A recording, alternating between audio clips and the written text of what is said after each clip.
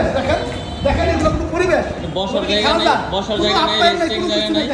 এখানে dressing room এটা আমাদের। আর মাঠের গ্রাউন্ড দেখেন অবস্থা, মাঠের গ্রাউন্ডের অবস্থা একটু দেখেন।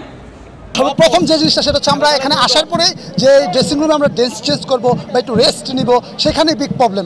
আমরা একটু রুমটা একটু ঝাড়ু দেয় নাই, একটা চেয়ার দেয় নাই ভাই, বিশ্বাস করেন। তারপরে ওয়াশরুমে গিয়া বাথরুমে ফ্লাশ হচ্ছে না, পানি আসতেছে না, কি এক অবস্থা। মানে ওনারা আসার পর থেকেই মানে আমাদের মনে হয় আমরা যে প্লেয়ার ওরকম কোনো ওনাদের কোনো একটা রেসপেক্টই নেই, ওইরকম কোনোভাবে ওনাদের রেসপেক্টই ছিল না। বলছেন যে একটা অতিথি আসতেছে, ওনাদের হারজিত থাকবে খেলা, ওনারা যে আমাদের অতিথি ওনাদেরকে আপ্যায়ন করতে হবে, ওই জিনিসটা ওনাদের ভিতরে নেই ভাই। সবচেয়ে বড় কথা মানে এটা দুঃখ পাইলাম ভাই। ভাই খেলাতে হারজিত থাকবে বা খেলা বাদে বিবাদে থাকবে, বাট তাই বলে যে আমরা সম্মান পাবো না এটা তো হয় না ভাই। প্লেয়ার হিসেবে একটু সম্মান পাওয়ার রেসপেক্ট আমরা রাখি ভাই। এই দেখেন একটা প্লেয়াররা কি এভাবে থাকতে পারে?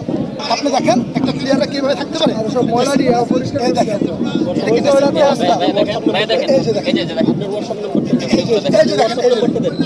আমরা প্রথমে এসেই যে ড্রেসিং রুম আমাদেরকে দিছে এটা আসলে ইউজ করার মতো না, সেখানে কোনো পরিবেশই ছিল না, একদম বাজে পরিবেশ ছিল।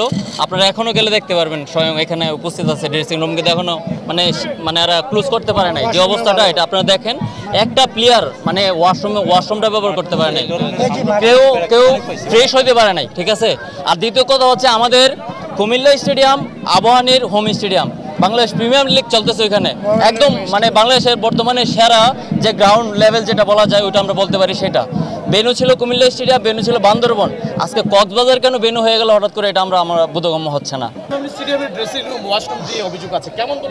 অলসো আমারও অভিযোগ, এরকম একটা স্টেডিয়ামে এরকম ড্রেসিং রুম এটা আমরা কখনো আশা করি না। আমরা সামনে যেগুলো ম্যাচ হবে আরও ভালো মানের ড্রেসিং রুম আশা করতেছি। এরকম হলে এটা তো আমাদের একটা কক্সবাজারের জন্য দুর্নাম।